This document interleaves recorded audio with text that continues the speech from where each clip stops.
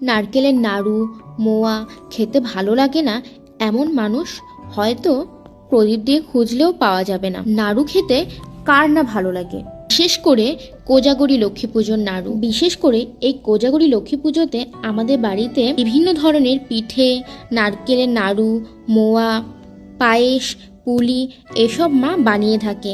এবারও ঠিক তাই বাড়িতে বানানো হয়েছিল।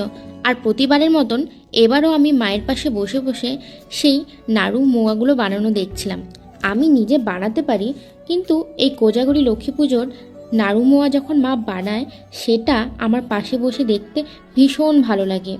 মা নাড়ু মোয়া বানায় আর সেটা আমি পাশে বসে দেখি, এটার সঙ্গে না ছোটোবেলার একটা ইমোশন জড়িয়ে আছে।